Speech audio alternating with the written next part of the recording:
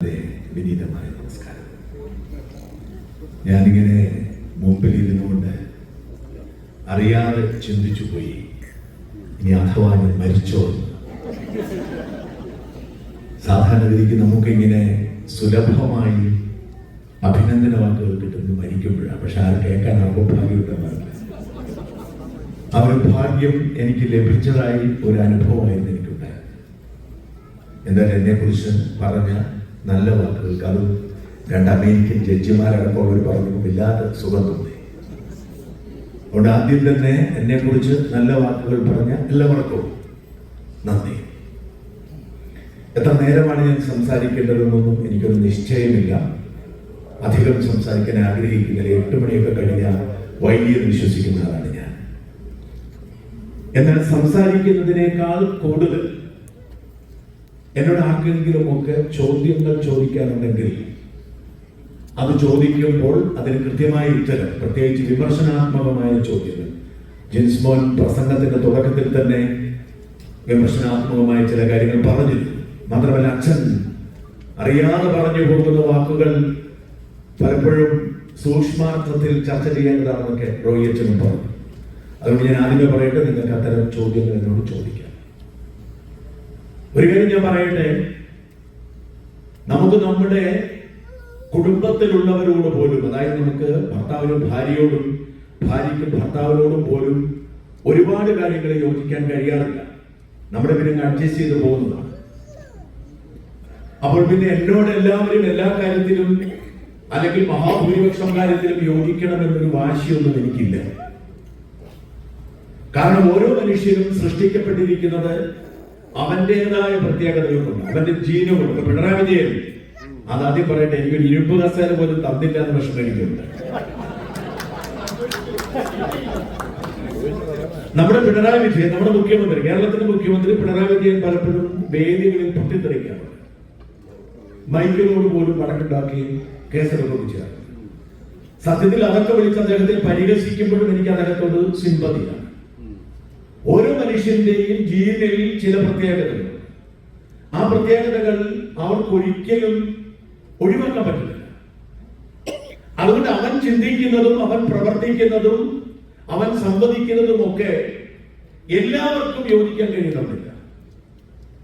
ഞാൻ കാണുന്നത് ഭൂരിപക്ഷം 60% കാര്യത്തിൽ എന്നോട് യോജിക്കുന്നവരുണ്ട് എന്നതിലാണ് ഞാൻ അഭിമാനിക്കുന്നത്. 60% ഞാൻ യോജിപ്പ് പ്രതീക്ഷിക്കുന്നുള്ളൂ. അങ്ങനെ 60%-ത്തിലധികം യോജിപ്പ് എന്നോടുള്ളത് കൊണ്ടാണ് അമേരിക്ക പോലൊരു രാജ്യത്തെ മലയാളികൾ, മറ്റൊരുപാട് രാജ്യങ്ങളിൽ മലയാളികൾ വ്യത്യാസമുള്ള ഒരു രാജ്യമാണ് അമേരിക്ക. കാരണം അമേരിക്കൻ മലയാളികൾ, കാരണം മറ്റു രാജ്യങ്ങളിലെ മലയാളികളൊക്കെ പല വഴികളിലൂടെ അവരുടെ ഉപജീവനത്തിന് വേണ്ടി എത്തപ്പെടുമ്പോൾ അമേരിക്കയിൽ എത്തപ്പെടുന്ന ഒരു പ്രിവിലേജ്, എല്ലാവർക്കും എത്തപ്പെടാൻ കഴിയത്തില്ല. അങ്ങനെ എത്തപ്പെടുന്ന ഒരു പ്രിവിലേജാണ്. ഇതൊരു അവസരങ്ങളുടെ നാടാണ്. ഇവിടെ വന്നാൽ അധ്വാനിക്കാൻ മനസ്സുള്ളവർക്കൊക്കെ വലിയ തോതിൽ നല്ല നിലയിൽ ജീവിക്കാൻ പറ്റും. പലർക്കും അങ്ങനെയല്ല, മറ്റു പല രാജ്യങ്ങളും അങ്ങനെയല്ല. അധ്വാനിക്കാൻ മനസ്സുണ്ടെങ്കിലും അധ്വാനം പ്രതാപിലാവുന്ന നാടാണ്, രാജ്യങ്ങളാണ് പലത്. പക്ഷെ ഇവിടെ അങ്ങനെയല്ല. അധ്വാനിക്കാൻ മനസ്സുള്ളവര്, മടിയില്ലാത്തവര്, അത് വൈറ്റ് കോളർ ജോബ് പറഞ്ഞ് ഇരിക്കരുത്. ഇവിടെ സക്സസ് ആയിരിക്കുന്ന മനുഷ്യരിൽ ഭൂരിപക്ഷം പേരും അധ്വാനിച്ച് വളർന്നവരാണ്. അതുകൊണ്ട് അവസരമുള്ളൊരു നാടാണ്. അങ്ങനെ സ്വന്തമായി ഒരു ഐഡന്റിറ്റി നിലനിർത്തി നല്ല സാമ്പത്തിക ശേഷിയൊക്കെ ഉണ്ടാക്കി ഒരു കമ്മ്യൂണിറ്റിയെ ഡെവലപ്പ് ചെയ്യുമ്പോൾ പൊതുവെ ഇത്തരം കൂട്ടായ്മകളോട് മറ്റു പല രാജ്യങ്ങളിലുമുള്ള, പ്രത്യേകിച്ച് ഗൾഫ് രാജ്യങ്ങളിലൊക്കെ ഉള്ള ഒരു ആവേശം ഉണ്ടാവണമെന്നില്ല. അതിപ്പം മമ്മൂട്ടിയും മോഹൻലാലും ഒക്കെ എത്തിയാൽ ഗൾഫ് രാജ്യങ്ങളിലൊക്കെ നമുക്ക് ആ ഹാളിൽ ചെന്ന് കയറാൻ പറ്റും. പക്ഷെ അമേരിക്കയിൽ അങ്ങനെ ഞാൻ വിശ്വസിക്കുന്നില്ല. അപ്പൊ അത്തരം ഒരു രാജ്യത്ത് ഒരു പ്രഭാഷണം കേൾക്കാൻ വേണ്ടി ഇത്രയും അധികം ആളുകൾ എത്തി എന്ന് പറയുമ്പോൾ ചെറുതല്ലാത്ത ഒരു അഭിമാനം എനിക്കുണ്ട്, ചെറുതല്ലാത്ത ഒരു സന്തോഷം എനിക്കുണ്ട്. ഞാൻ തീരെ പ്രതീക്ഷിച്ചിരുന്നില്ല ഇത്രയധികം ആളുകൾ എത്തുമെന്ന്.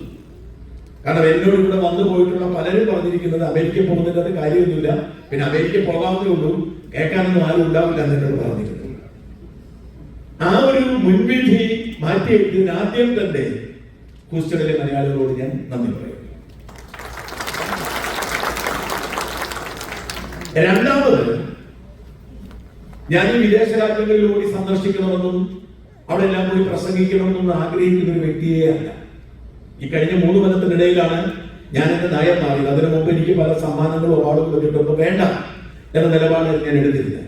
2023 എനിക്കെതിരെ സർക്കാർ വേട്ടയാടുകയും നിരവധി കേസുകൾ എടുക്കുകയും ചെയ്ത് പല പ്രമുഖരുമായി കേസ് നടത്തിയപ്പോൾ ഈ പ്രമുഖരൊക്കെ കോടതിയിൽ അവരെ കുറിച്ച് പറയുന്നതിന്റെ അകത്ത് ഇങ്ങനെ ലിസ്റ്റ് ചെയ്യും ഒരുപാട് അവാർഡ്.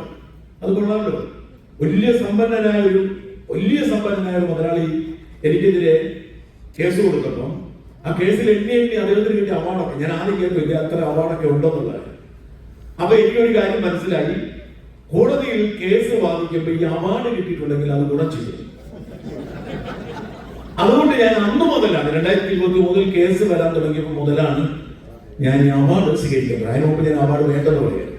പക്ഷെ ഇപ്പൊ ആരും അവാർഡ് തരുന്നില്ല. നേരത്തെ ഒരുപാട് പേര് വിളിക്കുക. അപ്പോ ഞാൻ പറഞ്ഞു വരുന്നത്, എന്നിട്ടും അമേരിക്കയിൽ വരണമെന്ന് എനിക്കൊരു വാശിയുണ്ടായിരുന്നു. അതിന് 2 കാരണങ്ങളുണ്ട്. ഒന്ന്, ലോകത്തിന്റെ നാനാഭാഗത്തും എന്നെ കേൾക്കുന്ന ഒരുപാട് പേരുണ്ടെങ്കിലും അമേരിക്കൻ മലയാളികളോട് ഒരു സവിശേഷത, മറ്റു മലയാളികൾക്ക് വ്യത്യസ്തമായ ഒരു സവിശേഷത ഞാൻ കണ്ടത്, ഇവിടെ ഒരു 2 പതിറ്റാണ്ടിലധികമെങ്കിലും നീണ്ട പ്രവാസ ജീവിതം ഉള്ളവരായിട്ടുള്ള മലയാളി. ഏറ്റവും കുറഞ്ഞത് എനിക്ക് തോന്നുന്നു കുറഞ്ഞത് 2 പതിറ്റാണ്ടെങ്കിലുള്ള മലയാളികളാണ്. അപ്പൊ ഇവിടെയുള്ള മലയാളികൾക്ക് പതിയെ വായിക്കാനുള്ള താല്പര്യവും വായിക്കാനുള്ള അറിവും കുറഞ്ഞു വരുന്നു. പലരും വായിക്കുന്നില്ല. അത് മലയാളം ഇവരുടെ 2ാം തലമുറയിൽ നിന്നും നഷ്ടപ്പെട്ടുകൊണ്ടിരിക്കുകയാണ്. അപ്പൊ 1ാം തലമുറ, അതായത് ഇവിടെ ഇരിക്കുന്ന മലയാളികൾക്ക് പോലും വീട്ടിൽ സംഭാഷണം ഇംഗ്ലീഷിലേക്ക് മാറിയ ഒരു സാഹചര്യമുണ്ട്. അവിടെയാണ് എന്റെ സ്വരം കടന്നു വരുന്നതും വായിക്കാൻ താല്പര്യമില്ലെങ്കിലും കേൾക്കാൻ താല്പര്യമുള്ളത് കൊണ്ട് എന്റെ വീഡിയോകൾ കൂടുതൽ താല്പര്യമുണ്ടാവും.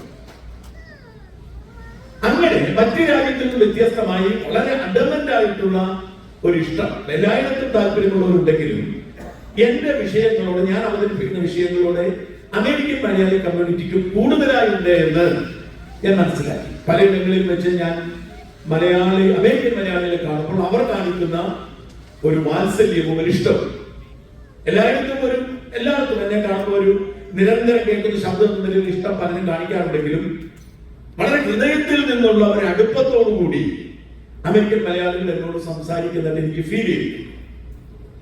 മാത്രമല്ല, ഈ അമേരിക്കയിലേക്ക് പോകുന്നത് വിസയുടെ പ്രശ്നം, കോടതി കേസ്, ട്രംപ്, ഇങ്ങനെ ഒത്തിരി വിഷയങ്ങൾ ഉള്ളതുകൊണ്ട് വലിയ പ്രയാസമാണ് എന്ന് തോന്നുന്നത്. എനിക്ക് ഏറ്റവും ഇഷ്ടമുള്ള കാര്യം ചലഞ്ചസ് ഏറ്റെടുക്കുക. അമേരിക്കയിൽ പോകുന്ന പ്രയാസമാണ്, എന്താ പോയേക്കാം എന്ന് ഞാൻ തീരുമാനിച്ചു. അതിനൊരു പ്രചോദനം വാസ്തവത്തിൽ ബ്ലസ്സൻ എന്ന ഈ ജോൺ പോവത്തിക്കുന്നൽ എന്ന സോഷ്യൽ മീഡിയയിൽ എഴുതുന്ന ആളാണ്. 2023 എന്നെ വേട്ടയാടാൻ സർക്കാർ തീരുമാനിക്കുന്നു. സർക്കാരിന് പണ്ട് എന്നോട് ഇഷ്ടമില്ല, പണ്ട് എനിക്കെതിരെ കേസെടുക്കാറുണ്ട്. ഈ കേസുകളൊക്കെ നിയമപരമായ കേസല്ല, ഡിഫമേഷൻ കേസ് എനിക്കെതിരെ ആര് കൊടുക്കുന്നതിലും എനിക്ക് വിരോധമില്ല. ഡിഫമേഷൻ ക്രിമിനൽ കേസ് കൊടുക്കാം, സിവിൽ കേസ് കൊടുക്കാം. കാരണം ഒരാൾക്ക് അയാളുടെ മാനം നഷ്ടപ്പെട്ടു എന്ന് തോന്നിയാൽ, അത് ഏത് കള്ളനാണെങ്കിലും, എനിക്കെതിരെ വളരെ പ്രസിദ്ധനായ ഒരു ഗുണ്ട മാനം പോയി കേസ് കൊടുത്തിട്ടുണ്ട്. ഞാൻ എടുത്തോളൂ, ഞാൻ 3 തവണ കാപ്പ ചുമത്തിയിട്ടുണ്ട്. അപ്പം ആ കേസ് വരാൻ പോകുന്നുള്ളൂ. അപ്പൊ ആ കേസിന്റെ ഏറ്റവും രസകരമായിരിക്കും. കാരണം ഈ ഡിഫമേഷൻ കേസിന് ആദ്യം വേണ്ടത് മാനമുണ്ടെന്ന് തെളിയിക്കണം. എന്നാൽ മാത്രമേ മാനനഷ്ടം തെളിയിക്കാൻ പറ്റുള്ളൂ. അപ്പൊ അതുകൊണ്ട് എന്റെ വക്കീൽ പറഞ്ഞു, ഞാനിത് കാത്തിരിക്കുവാണ്, ഇതിന്റെ ട്രയൽ, ഇദ്ദേഹത്തിന്റെ മാനമൊന്ന് തെളിയിച്ച് കാണാൻ വേണ്ടി കാത്തിരിക്കുമെന്ന് പറയാം. അതുകൊണ്ട് എന്റെ ഡിഫമേഷൻ കേസ് കൊടുക്കുന്നത് എനിക്ക് പരാതിയില്ല. എന്നാൽ പോലീസ് എനിക്കെതിരെ കേസ് എടുക്കാതിരിക്കുക എന്ന ഉത്തരവാദിത്വത്തോടെയാണ് ഞാൻ എന്റെ വാർത്ത അവതരിപ്പിക്കുന്നത്. കാരണം ഞാൻ ഈ സർക്കാരുമായുള്ള യുദ്ധം വഷളായി തുടങ്ങിയപ്പോൾ തന്നെ പോയി ലോ പഠിച്ച് കൃത്യമായി ലോ പ്രാക്ടീസ് ചെയ്ത് എന്താണ് ക്രൈം, എന്താണ് ഭരണഘടനയുടെ 19 നൽകുന്ന അധികാരം എന്ന് തിരിച്ചറിഞ്ഞിട്ടാണ് ഞാൻ അവതരിപ്പിക്കുന്നത്. പക്ഷെ 2023 എന്നെ വേട്ടയാടാൻ സർക്കാർ തീരുമാനിച്ചു. ആ തീരുമാനത്തിന് അമേരിക്കയായിട്ട് ബന്ധമുള്ളൂ. നമ്മുടെ പ്രിയങ്കരനായ മുഖ്യമന്ത്രി അമേരിക്കയ്ക്ക് വന്ന ഒരു സമയമുണ്ട് 2023. ഏതാണ്ട് ചികിത്സയൊക്കെ ആയിട്ട് ബന്ധപ്പെട്ട് അന്നാമത് എരിമ്പ് കസേര കൊടുത്തത്. ഏതാണ്ട് 20-22 ദിവസം അദ്ദേഹം അമേരിക്കയ്ക്ക് പോകാൻ തീരുമാനിച്ചപ്പോ അദ്ദേഹം തിരിച്ചു വരുന്നതിന് മുമ്പ് തന്നെ എന്നെ ജയിലിൽ അടച്ചേക്കൂ എന്ന് ഉത്തരവിട്ടു പോയി. അതിനൊരു ഗൂഢാലോചന നടന്നു. ആ ഗൂഢാലോചന ഭാഗ്യവശാൽ, ഒരുപക്ഷെ സത്യം പറഞ്ഞു, ഇപ്പൊ എന്നെ കേൾക്കാൻ ഇവിടെ വന്നിരിക്കുന്ന ആളുകൾ പോകുന്നതിന് പോലീസിന്റെ ഉള്ളിലും സത്യമാണ് പറയുന്നത് എന്ന് ബോധ്യമുള്ളതുകൊണ്ട്, എന്നെ ഇഷ്ടപ്പെടുന്ന ഒരുപാട് പേരുള്ളതുകൊണ്ട് ആ ഗൂഢാലോചന ഞാൻ അറിയുന്നു. അപ്പൊ ഒരുപാട് കേസുകൾ പലതും എടുത്തിട്ടുണ്ട്. ഇതിനിടയിലാണ് ജാമ്യം നിഷേധിക്കാൻ ഉറപ്പുള്ള ഒരു കേസെടുക്കാൻ ഗൂഢാലോചന നടത്തുന്നത്. 2020 ഞാൻ പറഞ്ഞു. അങ്ങനെയാണ് SC/ST അട്രോസിറ്റി ആക്ട് അനുസരിച്ച് ഒരു കേസെടുക്കാൻ തീരുമാനിക്കുന്നത്. SC/ST അട്രോസിറ്റി ആക്ട് എന്ന് പറയുന്നത് പട്ടികജാതി പട്ടികവർഗത്തിൽപ്പെട്ടവരെ ജാതി പറഞ്ഞുകൊണ്ട് അധിക്ഷേപിക്കുന്നത്. എനിക്ക് ഒരു മനുഷ്യനെ എത്ര ശത്രുത ഉണ്ടെങ്കിലും മതത്തിന്റെയോ ജാതിയുടെ പേരിൽ അധിക്ഷേപിക്കാനോ പരിഹസിക്കാനോ സാധ്യമല്ല. അങ്ങനെ പരിഹസിക്കാൻ കഴിയുന്ന ആളായിരുന്നെങ്കിൽ എനിക്ക് ഇങ്ങനെ ഒരു മാധ്യമ പ്രവർത്തനം നടത്താൻ കഴിയുമായിരുന്നില്ല. എന്നാൽ നമ്മുടെ ഒരു ഇടത് MLA ഒരു ഗുണ്ടാത്തലവനെ പോലെ പ്രവർത്തിക്കുന്നു. ഷൈനി ചേച്ചിക്കും ബിസിനൊക്കെ അറിയാം. എറണാകുളത്തെ കലൂർ സ്റ്റേഡിയത്തിൽ ഫുട്ബോൾ പ്രാക്ടീസ് നടക്കുന്നു, കേരള ബ്ലാസ്റ്റേഴ്സ്. അവിടെ കുറെ കുട്ടികൾ പരിശീലിക്കുന്ന ആ സമയത്ത് അവർ പരിശീലനത്തിന് വേണ്ടി കുട്ടികൾ അവിടെ ക്യൂ നിൽക്കുക. പരിശീലന ക്യാമ്പാണ്, സെലക്ഷൻ ക്യാമ്പാണ്. പക്ഷെ കലൂർ സ്റ്റേഡിയം അടച്ചിട്ടു. കലൂർ സ്റ്റേഡിയം തുറന്നത് കുട്ടികൾ വെയിൽ കൊണ്ട് നിൽക്കുകയാണ്. എന്താ കാര്യം? എറണാകുളത്തെ സ്പോർട്സ് കൗൺസിലിന്റെ ജില്ലാ പ്രസിഡന്റ് ആയിരിക്കുന്ന ഈ MLA, ഞാൻ പേര് പറയുന്നില്ല കാരണം എനിക്ക് എല്ലാ കേസിലും ജാമ്യമുണ്ട്. ജാമ്യത്തിലെ കണ്ടീഷനൊക്കെ ഏതൊക്കെയാണ് ഓർക്കാൻ പറ്റുന്നില്ല. പിന്നെ ഇങ്ങോട്ട് വരാൻ നേരത്തെ ഞാൻ പ്രത്യേക അനുമതി മേടിച്ചാൽ വന്നത്. കോടതിയിൽ നിന്ന് അനുമതിയൊക്കെ കിട്ടണം. അതിലൊരു കണ്ടീഷൻ അവിടെ പോയി ആർക്കും അഭിമുഖം കൊടുക്കരുതെന്ന. പിന്നെ എന്നെ ആരോടും അഭിമുഖം ചെയ്തു കൊടുക്കരുതെന്ന. മാത്രമല്ല ഏത് ജാമ്യം കേസിലാണോ എനിക്കിപ്പോൾ അനുമതി നൽകി വിട്ടത് ആ കേസിനെ കുറിച്ച് പറയരുതെന്ന് കോടതി പറഞ്ഞിട്ടുണ്ട്. അതുകൊണ്ട് ഞാൻ ആരുടെയും പേര് പറയാൻ ആഗ്രഹിക്കുന്നില്ല. അഥവാ എന്റെ നാവ് പിഴച്ചു പോയാൽ എന്റെ ജാമ്യം നിർത്തിയപ്പെടും. ഒരുപാട് ജാമ്യം ലഭിക്കുന്ന ആളാണ്. അപ്പൊ ഈ MLA, ഇടതുപക്ഷക്കാരനായ MLA സ്പോർട്സ് കൗൺസിലിന്റെ ജില്ലാ പ്രസിഡന്റ് ആണ്. ഇദ്ദേഹം സ്പോർട്സ് കൗൺസിലിന്റെ അനുമതി വാങ്ങിയില്ലെന്നോ മറ്റോ പറഞ്ഞാൽ ഫീസ് അടച്ചെന്നോ മറ്റോ പറഞ്ഞ് തുറന്നു കൊടുക്കുന്നില്ല. കുട്ടികളെ വേഗം കൊണ്ടു നിൽക്കുവാണ്. പിന്നെ ആരാണ്ടെല്ലാം കൂടെ കൂടി ബഹളം വെച്ച് അതിക്രമിച്ച് കയറി. ഞാൻ അതിനെ പ്രതികരിച്ചുകൊണ്ട് വീഡിയോ ചെയ്തു. ഞാൻ പറഞ്ഞു MLA പേര് പറഞ്ഞിട്ട് ഇയാൾ മാഫിയ തലവനെ പോലെയാണ് പ്രവർത്തിക്കുന്നത്. ഈ MLA ഒരുപാട് ആരോപണങ്ങളുണ്ട്, തെളിവുകളുള്ള ആരോപണങ്ങളുണ്ട്, പ്രത്യേകിച്ച് സാമ്പത്തിക ഇടപാടുകളുമായി ബന്ധപ്പെട്ട്. ഞാൻ അതൊക്കെ മെൻഷൻ ചെയ്തു പോയി. പെട്ടെന്ന് ഇവർക്ക് കുരുപൊട്ടി. കാരണം ഈ MLA SC/ST അട്രോസിറ്റി ആക്ടിൽ ചാർജ് ചെയ്യാൻ പറ്റുന്ന തരത്തിൽ ആ സമുദായത്തിൽപ്പെട്ട ആളാണ്. അപ്പൊ ഈ MLA പരാതിപ്പെട്ടാൽ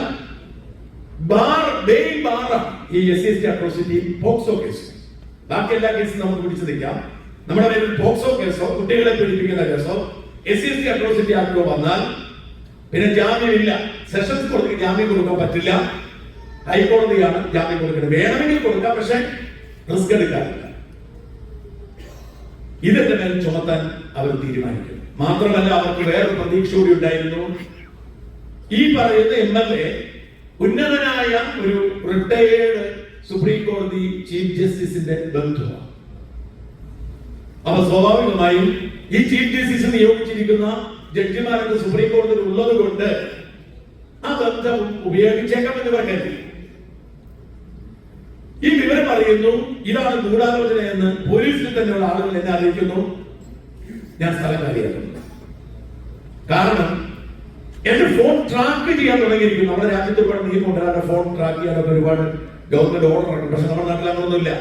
ഈ സമയത്ത് എന്റെ ഫോൺ ട്രാക്ക് ചെയ്യാൻ തന്നെ ഒരു ഓഫീസൊക്കെ തുടങ്ങിയിരുന്നു. ആരെങ്കിലും ഞാൻ വിളിക്കുന്നില്ല, ആരും ബന്ധപ്പെടാൻ വേണ്ടി. എന്റെ ഫോൺ ട്രാക്ക് ചെയ്യാൻ തുടങ്ങിയിരിക്കുന്നു എന്ന വിവരം പോലീസ് എന്നോട് പറയുമ്പോൾ തന്നെ ഞാൻ കേരളം വിട്ടു.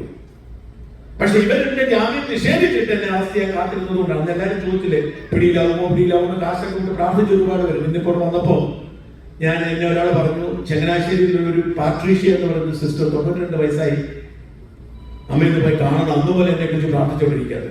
എവിടെ ചെന്നാൽ ഞാൻ തിരിച്ച് കേസെല്ലാം കഴിഞ്ഞ് വന്നപ്പോഴത്തേക്കും ഒരു ആറ്റുകാലമ്മയ്ക്ക് നേർച്ച എല്ലായിടത്തും പള്ളികളിലും അമ്പലങ്ങളിലും മോസ്കിലും വരെ എനിക്ക് വേണ്ടി നേർച്ചയുണ്ട്. അപ്പൊ പലതും എന്നോട് പറഞ്ഞു പോകുമായിരുന്നു. അപ്പൊ ആറ്റുകാലം ചെന്നപ്പോ എന്നോട് അവിടുത്തെ പൂജാരി പറഞ്ഞത് നാളും പേരും ഒക്കെ ഞങ്ങൾക്ക് നല്ല നിശ്ചയമാക്കാൻ ഒരുപാട് പേരുണ്ട് വഴിപാട്. അപ്പൊ ഞാൻ ഈ വിവരം അപ്പൊ അതുകൊണ്ടാണ് ഞാൻ പറഞ്ഞത്. അന്നങ്ങനെ ഞാൻ നാട് വിട്ടു. ഞാൻ അടുത്തൊരു സംസ്ഥാനത്ത് പോയി കാത്തിരുന്നു. എന്താ സംഭവിക്കുന്നത്? ജില്ലാ കോടതി ജാമ്യം നിഷേധിച്ചു. പ്രതീക്ഷിച്ചിരുന്നു. ഞാൻ അടുത്ത സംസ്ഥാനങ്ങൾ മാറി പോയി, പല സംസ്ഥാനങ്ങൾ കടന്നുപോയി, ഹൈക്കോടതിയിലെത്തി. ഹൈക്കോടതി ജാമ്യം നിഷേധിച്ചു. ഓർക്കണം, മതം പറഞ്ഞിട്ടില്ല, ജാതി പറഞ്ഞിട്ടില്ല, എനിക്കെതിരെ ചുമത്താൻ പറ്റുന്ന ഡിഫമേഷൻ കേസ് മാത്രം. ഏതാണ്ട് 2-2.5 മാസം എനിക്ക് മാറി നിൽക്കേണ്ടി വന്നു. പക്ഷേ ഞാൻ പറഞ്ഞിട്ടുള്ളത് ഒരു പോരാളിയാണെന്ന് ഞാൻ ഈ സമയത്ത് വീഡിയോ ചെയ്തു. അവിടെയാണ് പോലീസ് വെള്ളം കുടിച്ചു പോയത്. എന്റെ IP അഡ്രസ് പരിശോധിക്കുന്നു, വീട്ടിൽ കയറുന്നു, സകല ബന്ധുക്കളുടെ വീട്ടിൽ കയറുന്നു, സകല ജീവനക്കാരുടെ വീട്ടിൽ കയറുന്നു, കമ്പ്യൂട്ടർ മുഴുവൻ പിടിച്ചോണ്ട് പോവുക. പക്ഷെ ഇതൊക്കെ സംഭവിക്കുന്ന അപ്പൊ തലേദിവസം നമ്മളോട് പറയും, നാളെ നിങ്ങളുടെ ഓഫീസിൽ കമ്പ്യൂട്ടർ നടത്തും, നാളെ നിന്റെ ബാങ്ക് അക്കൗണ്ട് റീൽ ചെയ്യും, മരവിപ്പിക്കും. ഇതൊക്കെ പറയുന്ന ഒരു കാര്യം. അതിൽ നമ്മൾ സമാന്തര വഴികൾ സംഭവിച്ചുകൊണ്ടിരുന്നു. എന്റെ വീഡിയോ കളയാൻ നമുക്ക് കഴിഞ്ഞില്ല. എനിവേ, നീണ്ട 2.5 മാസത്തിന് ശേഷം സുപ്രീം കോടതി ജാമ്യം നൽകിയെന്ന് മാത്രമല്ല, സുപ്രീം കോടതി വിധി പ്രഖ്യാപിച്ചു, SC/ST അട്രോസിറ്റി ആക്ട് ഇങ്ങനെ ദുരുപയോഗിക്കാൻ പാടില്ല.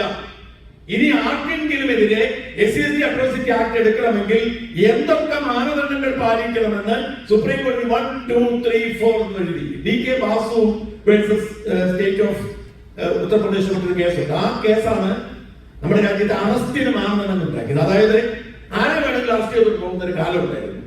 പക്ഷെ DK ബാസുവിന്റെ കേസ് വന്നതോടുകൂടി പോലീസിന് നിർദ്ദേശങ്ങൾ കൊടുത്തു. 24 മണിക്കൂറിനകം ഒരാളെ പോലീസ് സ്റ്റേഷൻ കോടതിയിൽ കൊണ്ട് ഹാജരാക്കണം. അറസ്റ്റ് ചെയ്താൽ 24 മണിക്കൂറിനകം കോടതിയിൽ ഹാജരാക്കണം. അതുപോലെ ഒരുപാട് കാര്യം, മെഡിക്കൽ പരിശോധന. ഇത്തരത്തിൽ DK ബാസു കേസിൽ കൊടുത്തതുപോലെ ഷാനസ്കറിയ വേഴ്സസ് സ്റ്റേറ്റ് ഓഫ് കേരള എന്ന കേസിൽ SC/ST അട്രോസിറ്റി ആക്ട് എങ്ങനെയാണ് കേസെടുക്കേണ്ടതെന്നും അറസ്റ്റ് ചെയ്യണം സുപ്രീം കോടതി മാർഗനിർദ്ദേശം കൊടുത്തു. ഇപ്പോഴും രാജ്യത്തെ എല്ലാ കോടതികളിലും, സാധാരണ മജിസ്ട്രേറ്റ് കോടതി മുതൽ സുപ്രീം കോടതി വരെ നടക്കുന്ന എല്ലാ കോടതികളിലും SC/ST അട്രോസിറ്റി ആക്ട് അനുസരിച്ച് ഒരു കേസ് വന്നാൽ അതിൽ റെഫർ ചെയ്യുന്ന പേര് ഷാനസ്കറിയ വേഴ്സസ് സ്റ്റേറ്റ് ഓഫ് കേരള.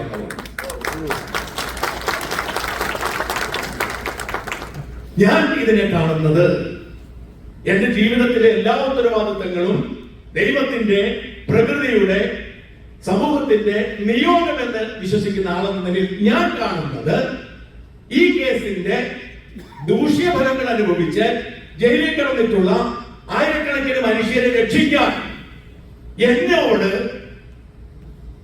എന്നെ ഏൽപ്പിച്ചൊരു ദൗത്യമായിരുന്നു ഈ സഹനം വിശ്വസിക്കുന്ന ആളാണ്. അതിന്റെ ഫലമുണ്ടായി. അനേകം മനുഷ്യർക്ക് ഇപ്പോൾ ഈ കേസ് വന്നാൽ, സുപ്രീം കോടതിയുടെ ഈ കേസ് സൈറ്റ് ചെയ്ത് കൊടുത്താൽ താഴത്തെ കോടതിക്ക് തന്നെ ജാമ്യം കൊടുക്കേണ്ട സാഹചര്യമായി പതിയെ SC/ST അട്രോസിറ്റി ആക്ട് ദുരുപയോഗിക്കുന്ന കാലം ഇല്ലാതാവുകയാണ്. എനിക്ക് വലിയ അഭിമാനം തോന്നിയ ഒരു സാഹചര്യം ഉണ്ടായി.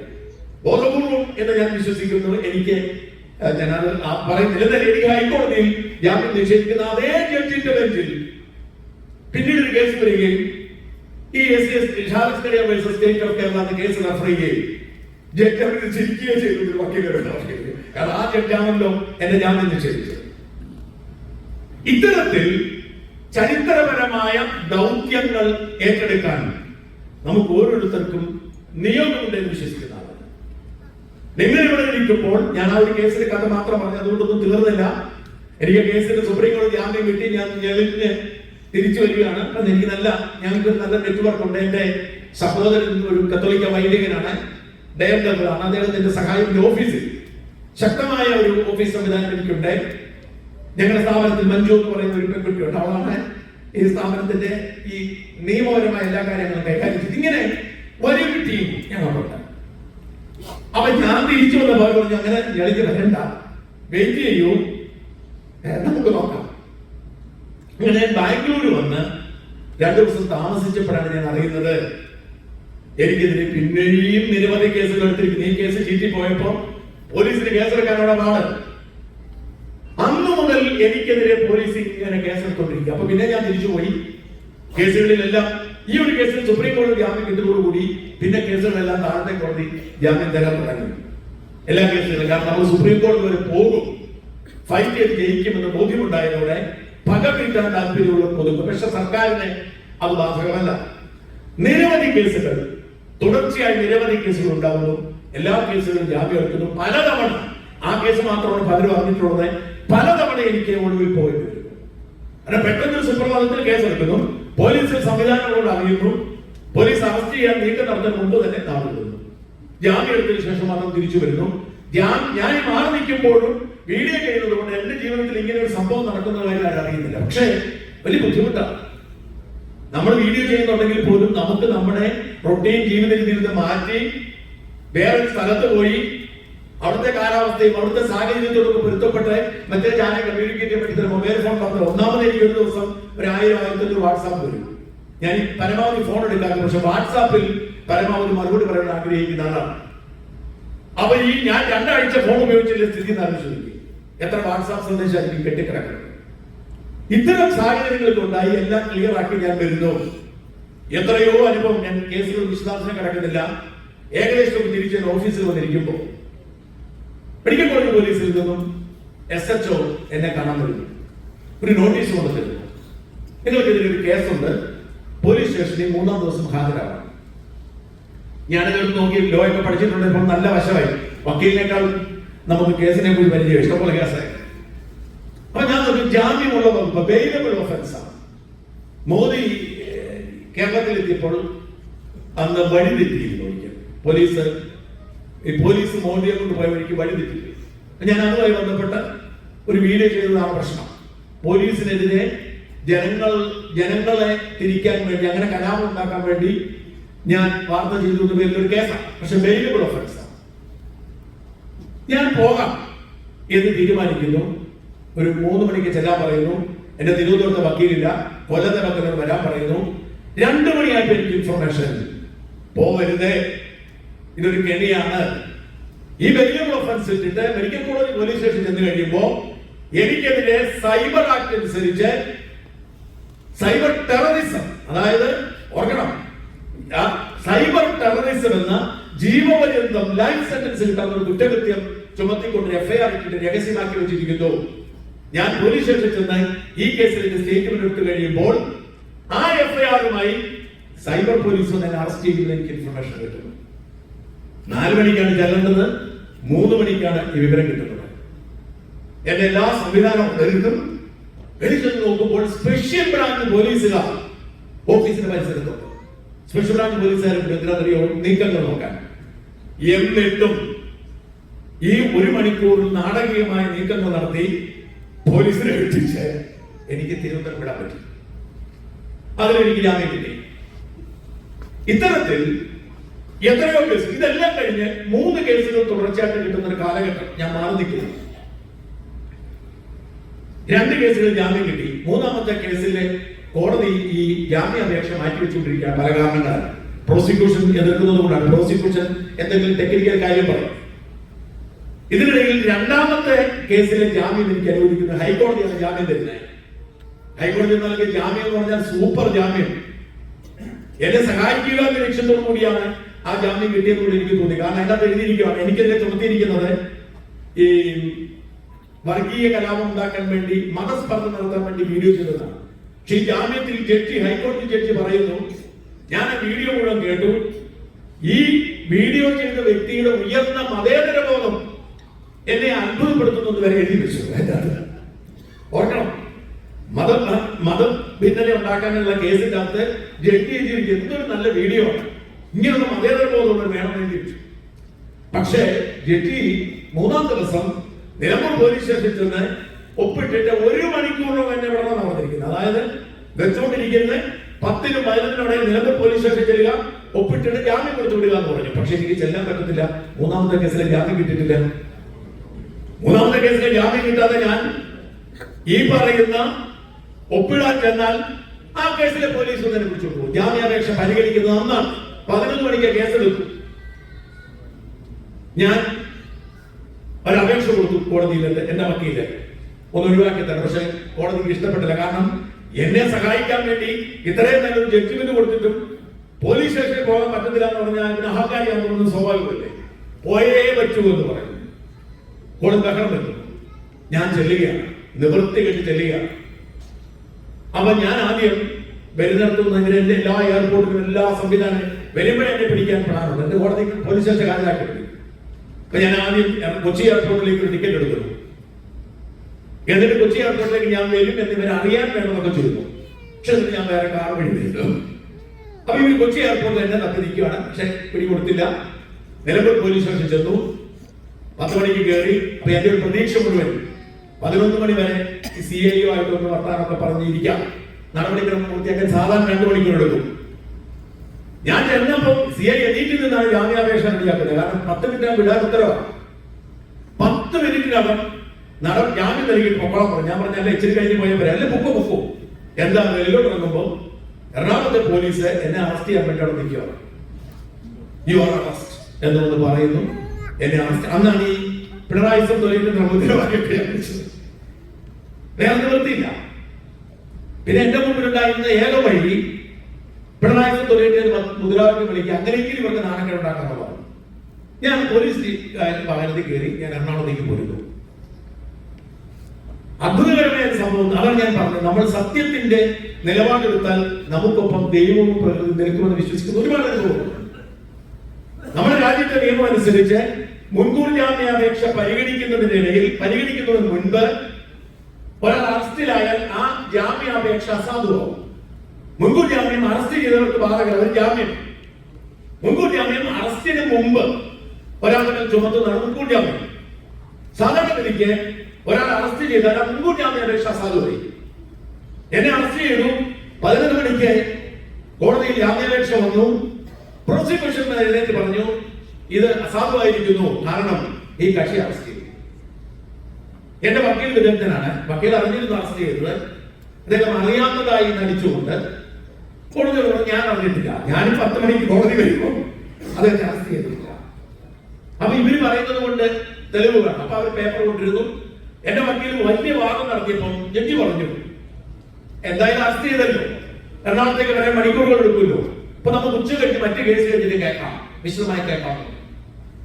ഈ ജഡ്ജ് ഉച്ച കഴിഞ്ഞ് ഈ കേസ് വിശദമായി കേട്ടിട്ട് ചരിത്രത്തിലാദ്യമായി അറസ്റ്റ് ചെയ്ത ഒരാൾക്ക് മുൻകൂർ ജാമ്യം.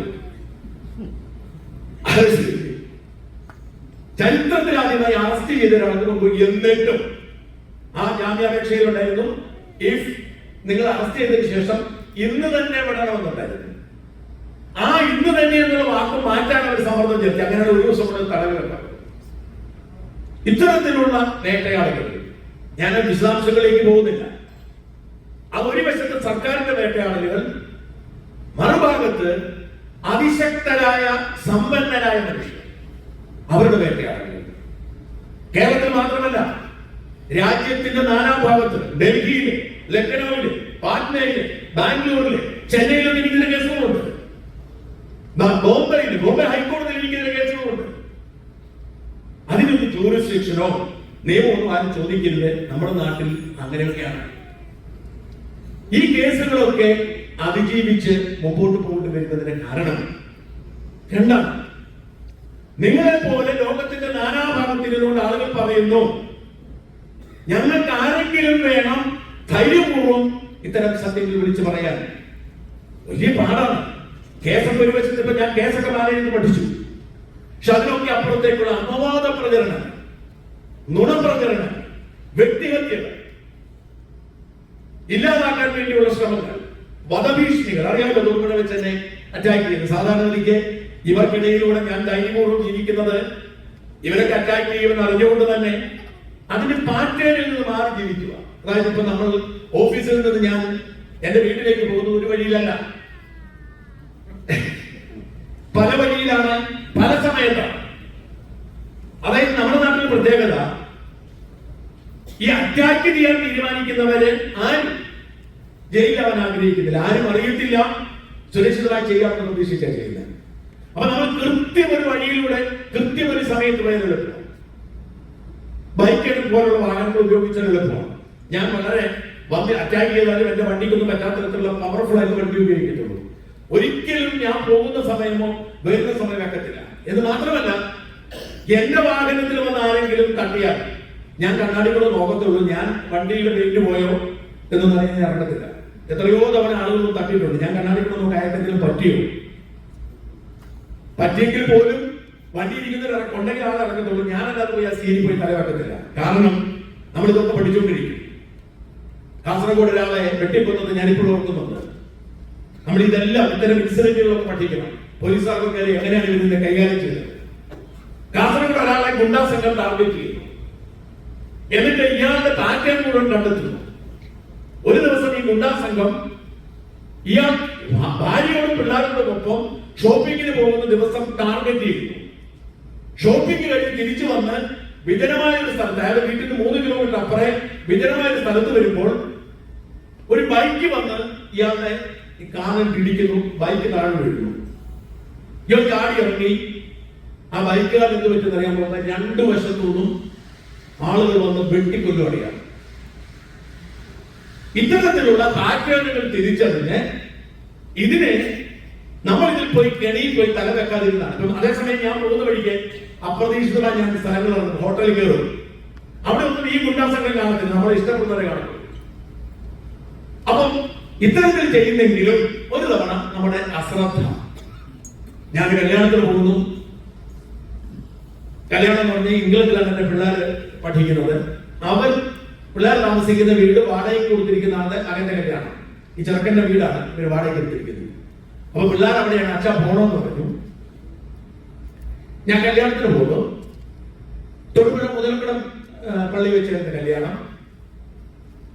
കല്യാണം കഴിഞ്ഞപ്പോൾ ഞാൻ വീട്ടിലേക്ക് പോകുന്നു. ഇവിടെ അത് കഴിഞ്ഞ് റിസപ്ഷന് പോകുന്നു. ഇപ്പൊ വീട്ടിൽ ചെല്ലുന്നു. അവിടുത്തെ പ്രാർത്ഥനയൊക്കെ കൂടുന്നു. അപ്പൊ ഏതാണ്ട് 1.5 മണിക്കൂറോളം ഗ്യാപ്പ് ഉണ്ടായിരുന്നു. ഈ സമയത്ത് ഞാൻ അവിടെ ഉണ്ടായിരുന്നു ഈ ഗുണ്ടാ സംഘം തിരിച്ചറിയും. അപ്പൊ ഞാൻ അവിടുന്ന് തിരിച്ചു വരും. ഞാൻ മാത്രമുള്ള വണ്ടിയാണ്. സാധാരണ ഞാൻ ആരെങ്കിലും ഒരാളെ കൂട്ടുന്ന, ഡ്രൈവറോ ആരെങ്കിലും കൂട്ടുന്നതാണ്. ഞാൻ വീട്ടിൽ പോയിട്ട് വന്നത് കാരണം ആരെയും കൂട്ടിയില്ല, ഞാൻ ഒറ്റയ്ക്കേ ഉള്ളൂ. അപ്പൊ അവിടുന്ന് ഈ ഞങ്ങൾ കോൺവേ ആയാണ് കല്യാണത്തിന് പോകുന്നത്. അവിടെ എല്ലാം കിടക്കുന്ന വണ്ടികളിൽ ഒരു മഹീന്ദ്ര താർ വണ്ടി, കറുത്ത വണ്ടി എന്റെ ശ്രദ്ധയപ്പെട്ടിരുന്നു. അപ്പൊ ആ വണ്ടി ഞാൻ ഇറങ്ങി വരുമ്പോൾ എന്റെ പുറകിൽ ഞാൻ വളരെ ഒബ്സർവേഷൻ ഉള്ള ആളാണ്. എന്റെ വണ്ടിയുടെ പുറകിൽ മഹീന്ദ്ര താർ ഇച്ചിരി വെപ്രാളപ്പെടുന്ന എന്റെ ശ്രദ്ധയപ്പെടുന്നുണ്ട്. അപ്പൊ ഞാൻ അവർക്ക് കല്യാണത്തിന് വന്നതാണല്ലോ. പക്ഷെ യഥാർത്ഥത്തിൽ എന്താ സംഭവിച്ചതെന്ന് വെച്ചാൽ ഈ ഗുണ്ടാ സംഘം ഒരു മഹീന്ദ്ര താറിൽ ഈ കൂട്ടത്തിൽ കയറി ഈ കോൺവോയുടെ കൂടെ വന്നു. അവരായിരുന്നു. പക്ഷെ ഞാൻ എപ്പോഴും കല്യാണ വണ്ടിയാണ് എന്നൊരു ധാരണ എന്റെ മനസ്സിൽ വന്നു. ഇവര് വന്ന് മുമ്പോട്ട് കയറി ഇടിക്കുമ്പോൾ സാധാരണ എനിക്ക് എന്റെ പോളിസി വണ്ടി വന്ന് ഇടിച്ചാൽ നിർത്താതെ പോകുന്നതാണ്. അപ്പൊ ഞാൻ അവർക്ക് കല്യാണത്തിന് വന്നവരാണല്ലോ, അബദ്ധം പറ്റുന്നതായിരിക്കും, പിള്ളേർ കള്ളു കുടിച്ചായിരിക്കും എന്ന് പറഞ്ഞാൽ ഗ്ലാസ് തുറന്നു. അപ്പോഴാണ് എന്നെ അറ്റാക്ക് ചെയ്തത്. ഭയങ്കരമായിട്ട് അറ്റാക്ക് ചെയ്തത്. കാരണം എനിക്കൊന്നും ചെയ്യാൻ പറ്റില്ല. കാരണം അപ്പം തന്നെ ഒരു ഡോർ തുറക്കുന്നതിനെ അറ്റാക്ക് ചെയ്തു. ഇത് മാത്രമാണ് ഒരു ഇൻസിഡന്റ് ഉണ്ടായിട്ടുള്ളത്. മാത്രമല്ല ഈ അറ്റാക്ക് തൊടുപുഴക്കാർക്കറിയാം. ഈ അറ്റാക്ക് നടന്ന സ്ഥലത്തിന് ചില പ്രത്യേകതയുണ്ട്. ഒരു കൃത്യമായി പ്ലാൻ ചെയ്ത് അവിടെ ആൾക്കൂട്ടത്തെ സൃഷ്ടിച്ച് ആരും എന്നെ സഹായിക്കാൻ വരരുത് എന്ന് തീരുമാനിച്ചാണ് അറ്റാക്ക് ചെയ്തത്. 3 ദിവസം ആശുപത്രി കിടന്നു. വല്ല കാര്യമുണ്ടോ? അതാണ് പറഞ്ഞ വിചിത്രമായ സംഗതി. അറ്റാക്ക് ചെയ്ത് ഗുണ്ടാ സംഘം പോയി. പോലീസ് പരാതി കൊടുത്തു. ഞാൻ ആശുപത്രിയിലാണ്. പോലീസ് ഇൻസ്പെക്ടർ SHO എന്നെ വിളിച്ചിട്ട് ഞങ്ങൾ ഈ പ്രതിയെ ട്രേസ് ചെയ്തിട്ടുണ്ട്. അത് ബാംഗ്ലൂരിലാണ്. പ്രതികൾ അവിടെ ബാംഗ്ലൂരിലുണ്ട്. പക്ഷെ അവരെ പിടിക്കാൻ ഞങ്ങൾക്ക് പോലീസ് വണ്ടി പോയാൽ അവരെ രക്ഷപ്പെടുന്നു. അതുകൊണ്ട് വണ്ടി അറേഞ്ച് ചെയ്യണം. ഞാൻ വണ്ടി അറേഞ്ച് ചെയ്ത് കൊടുത്തു. എന്നിട്ട് എന്ത് പറ്റി? ഒമാർ CPM-ന്റെ ഗുണ്ടകളായിരുന്നില്ലേ, എന്റെ വണ്ടിക്കൂലി മുടക്കി അവരെ ബാംഗ്ലൂരിൽ വിളിച്ച് തൊടുപുഴ കൊണ്ട് ഞാൻ വിളിച്ചു കൊടുത്തു.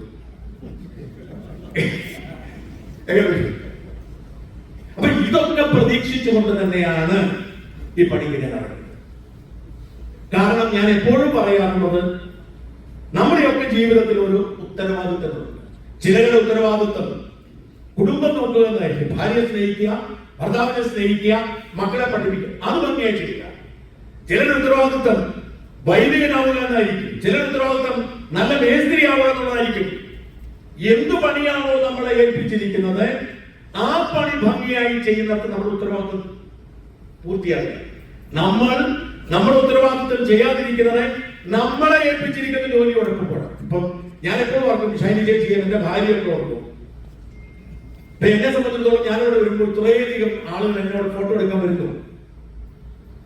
ഈ ഫോട്ടോ എടുക്കാൻ വരുന്നത് എന്റെ താരപരിവേഷം കണ്ടിട്ടൊന്നുമല്ല. എന്നെ നിങ്ങൾ എല്ലാവരും ആഗ്രഹിക്കുന്ന, എന്നാൽ പറയാൻ ഭയപ്പെടുന്ന സത്യം ഒരേ ധൈര്യത്തോടെ പറയുന്നു എന്നതിന്റെ സത്യത്തോടുള്ള ആദരവാണ്. ശാസ്ത്രീയമുള്ള ആദരവല്ല, സത്യത്തോടുള്ള ആദരവാണ്. അവർ ഉത്തമ ബോധ്യം കൊണ്ട് പറയുന്നത് സത്യമാണ്. അതേസമയം നോക്കൂ, ഷൈനി വിൽസനെ പോലെ, വിൽസൺ ചേട്ടനെ പോലെ, എന്റെ ഭാര്യ ബോബിയെ രക്ഷിച്ചത് പോലെയൊക്കെ എനിക്കറിയാം, ഞാൻ എന്റെ ഭാര്യ ഒരു ഒളിമ്പ്യൻ ആയിരുന്നുകൊണ്ട് എത്രമാത്രം ഡെഡിക്കേറ്റ് ആണ് ഇവരുടെ ജീവിതം എന്ന് വെച്ചാൽ, ഇവരൊക്കെ ഒരു 5ാം ക്ലാസ്സിലോ 6ാം ക്ലാസ്സിലോ പഠിക്കുമ്പോൾ തുടർന്ന ട്രെയിനിങ് ആണ്. ഇവർക്കൊന്നും ഓണമില്ല, ഇവർക്കൊന്നും ക്രിസ്മസ് ഇല്ല, ഇവർക്കൊരു കേക്ക് കഴിക്കാൻ പറ്റുന്നില്ല, ഇവർക്ക് ആർക്കും എഴുതി വെച്ചിരിക്കുന്ന അപ്പുറത്തേക്ക്. അങ്ങനെ ഇവരുടെ ജീവിതത്തിന്റെ എല്ലാ സന്തോഷങ്ങളും മാറ്റിവെച്ച് ഏതാണ്ട് 20 വർഷക്കാലം പ്രയത്നിച്ചതിന് കിട്ടിയ ആദരവും അംഗീകാരവുമാണ് മെഡലും ഒളിമ്പിക്സ് പാർട്ടിസിപ്പേഷനും ഒക്കെ. പക്ഷെ പലപ്പോഴും നമ്മൾ ആ കഠിനാധ്വാനം തിരിച്ചറിയാതെ പോകുന്നു. ഞാൻ ഭാര്യ കൂടെ പോകുമ്പോൾ ഷൈജേറ്റ് പറഞ്ഞതുമാതിരി പണ്ട് ഷാജൻ ബോബിയുടെ ഭർത്താവ് എന്ന നിലയിൽ ആണ് അറിയപ്പെട്ടിരുന്നെങ്കിൽ ഇന്ന് ഷാജന്റെ ഭാര്യ എന്നതിലാണ് ബോബി അറിയപ്പെടുന്നത് പറയുന്നത് സത്യത്തിൽ വിഷമമാണ്. എന്നാൽ ഞാൻ ഉത്തമ ബോധ്യത്തോടു കൂടി എനിക്ക് ഉറപ്പുള്ള കാര്യം ഒരു തരത്തിലുള്ള പ്രലോഭനങ്ങൾക്ക് വഴങ്ങാതെ പറയുന്നു എന്നൊരു പണി മാത്രമാണ് ചെയ്തത്. ധൈര്യം മാത്രമേ എനിക്കുള്ളൂ, സത്യം പറയാനുള്ള ഒരു ആർജ്യവും. പക്ഷെ എന്റെ ഭാര്യ അങ്ങനെ എത്രയോ കാലം ജീവിതം ഡെഡിക്കേറ്റ് ചെയ്തിട്ട് ഇത് ഷാജൻസ്കറിയാണ്. പലർക്കും ഞാൻ കാണുമ്പോൾ ഓ വൈഫല്ലേ എന്ത് ചെയ്യുന്നു എന്നൊക്കെ ചോദിക്കുമ്പോ എനിക്ക് വിഷമം. അതുകൊണ്ട് ഞാൻ പറയുന്നത്, നമ്മുടെയൊക്കെ ജീവിതത്തിലെ ഉത്തരവാദിത്തങ്ങൾ തിരിച്ചറിഞ്ഞ് അതിനുവേണ്ടി പ്രവർത്തിക്കുമ്പോഴാണ് ഈ ലോകം ശരിയാവുന്നത്. കാരണം എന്നെ നിങ്ങൾ ഇത്രയും അധികം ഇഷ്ടപ്പെടുന്നുണ്ടെങ്കിൽ, സത്യത്തെ ഇഷ്ടപ്പെടുന്നുണ്ടെങ്കിൽ, ഭൂരിപക്ഷം മനുഷ്യരും സത്യം ഇഷ്ടപ്പെടുന്നവരാണ്. അതുകൊണ്ടാണല്ലോ എന്നെ വേട്ടയാടുന്ന ഒരു സർക്കാരും ഒരു പോലീസും തീരുമാനിക്കുമ്പോൾ ആ പോലീസിലെ ഭൂരിപക്ഷം പേർക്കും ഞാൻ പറയുന്നത് സത്യമാണെന്ന് ബോധ്യപ്പെട്ടത് കൊണ്ട് എന്നെ സഹായിക്കാൻ ശ്രമിക്കുന്നു. അവരൊരു സഹായമില്ലെങ്കിൽ രക്ഷപ്പെടാൻ കഴിയുമോ? പറ്റില്ല. ആയിരക്കണക്കിന് ലക്ഷക്കണക്കിന് മനുഷ്യരുടെ പ്രാർത്ഥന, അതിന് ശക്തി വരുന്നതാണ്. പക്ഷേ ഒരു കാര്യമുണ്ട്, നമ്മൾ പറയുന്നത് സത്യമായിരിക്കണം, പറയുന്നത് ശരിയാവും. നമുക്കറിയാം, എന്തെങ്കിലും നിങ്ങളുടെ സുഹൃത്തായിരുന്നു മാരിയോയും ചിച്ചിയും. അവരുടെ നമുക്കറിയാം സുവിശേഷ പ്രസംഗം, മോട്ടിവേഷൻ സ്പീക്കേഴ്സ് ആയിരുന്നു. വലിയ ആദരവ് അമേരിക്കയിൽ ഒരുപാട് വന്നിട്ടുണ്ട്, കൂശൽ വന്നിട്ടുണ്ട് അല്ലേ. അവർ തമ്മിൽ ഭിന്നിച്ചതല്ല പ്രശ്നം. ഭാര്യ ഭർത്താവ് ഭിന്നിക്കുക അതൊരു കാര്യമൊന്നുമില്ല. അവർ തമ്മിൽ ഭിന്നിച്ചതല്ല ഈ സമൂഹത്തിന്റെ പ്രശ്നമാണ്. നേരെ മറിച്ച് അവരാരായിരുന്നുവോ അങ്ങനെ ആയിരുന്നില്ല അവർ മറ്റുള്ളവരുടെ മുമ്പിൽ പെരുമാറിയിരുന്നത് എന്നതാണ് പ്രശ്നം. എനിക്ക് ഈ കാര്യത്തിൽ പലപ്പോഴും പിണറായിയുടെ ബഹുമാനം തോന്നാറുണ്ട്. ഒന്നുമല്ലെങ്കിൽ അങ്ങനെ ആരാണോ, അങ്ങനെ സ്വഭാവം എന്താണോ അത് തുറന്നു പറയാറുണ്ടല്ലോ, തുറന്നു കാണിക്കാറുണ്ട്. ഈ പിണറായി വിജയൻ, ഈ പി വി അൻവർ, ഞാൻ പി വി അൻവർ ആയിരുന്നല്ലോ എനിക്കെതിരെയുള്ള പോരാട്ടത്തിന്റെ നേതാവ്.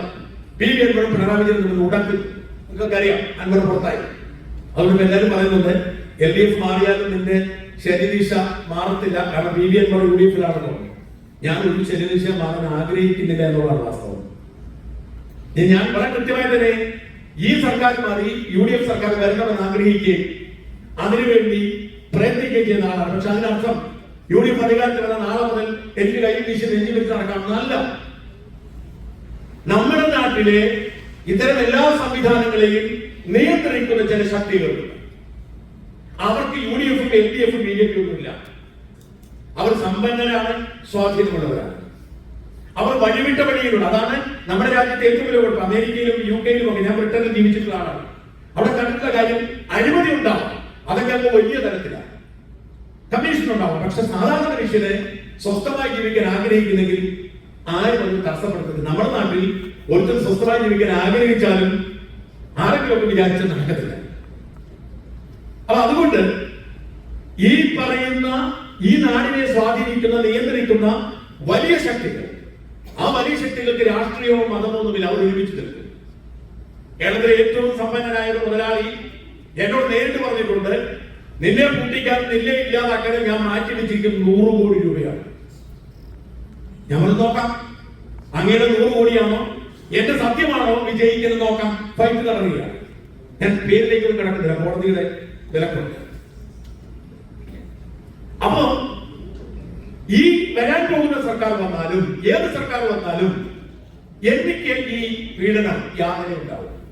ഒരുപക്ഷെ ഞാൻ ഒരു കാര്യം പറയാമല്ലോ, എന്തെങ്കിലും 14 ദിവസം ജയിലിൽ കിടക്കുമെന്ന് കരുതിയാൽ ഞാൻ ഇത്രയും കാലം എങ്ങനെ ജയിലിലായില്ല എന്ന് മാത്രമേ എനിക്ക് പിടികിട്ടാവുള്ളൂ. ഇനി ജയിലിലായാൽ ഞാൻ നിശബ്ദനാവൂ? ഇല്ല.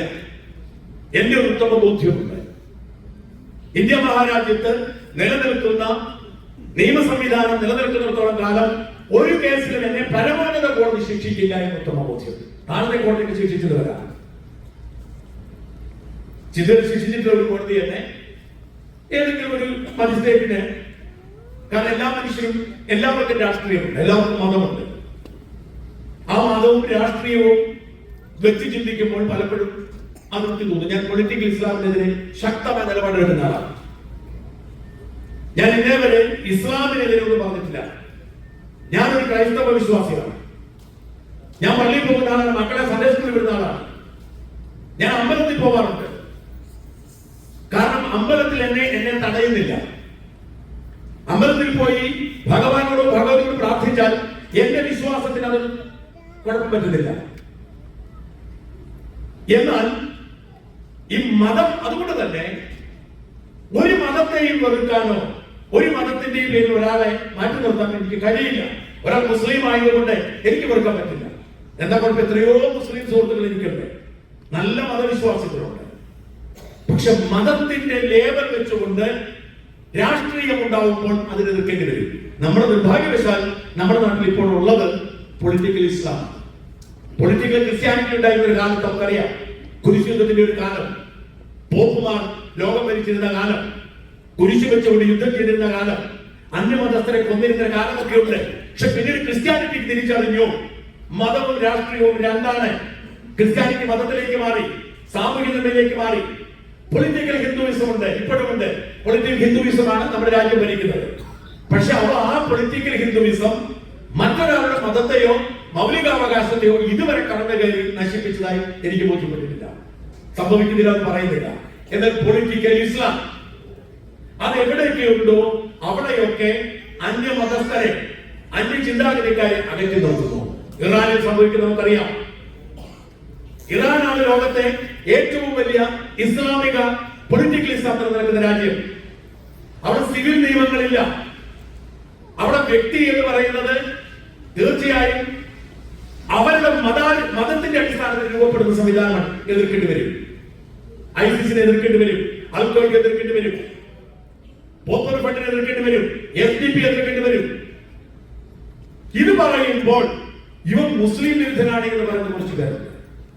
ഞാൻ അവരോടൊക്കെ വെല്ലുവിളിക്കാറുണ്ട്. ഞാൻ ഇസ്ലാമിനെതിരെ, പ്രവാചകനെതിരെ, അള്ളാഹുവിനെതിരെ, ഖുർആനെതിരെ പറഞ്ഞ ഒരു വാക്ക് പറയൂ, കാണിക്കുന്ന നിർത്താം. ആർക്കുമില്ല. പറയുകയാണ്. പറഞ്ഞ് മുസ്ലിം വിരുദ്ധനാണെന്ന് ചാപ്പ കുത്തുകയാണ്. ഇത്തരത്തിലുള്ള ഒരു കാലത്ത് ഏറ്റവും അധികം എന്നെ പോലുള്ള ആൾ നേരിടുന്ന പ്രതിസന്ധി വ്യക്തിഹത്യയാണ്. ഭീകരമായി നമ്മളെ കുറിച്ച് നുണ പറയും. അഴിമതിക്കാരനെന്ന് പറയാം. ഞാൻ ഉള്ള കാര്യം തുറന്നു പറയാം. ഞാൻ പണം സ്വീകരിക്കാൻ തീരുമാനിച്ചിരുന്നെങ്കിൽ വാർത്ത കൊടുക്കാതിരിക്കാൻ വേണ്ടി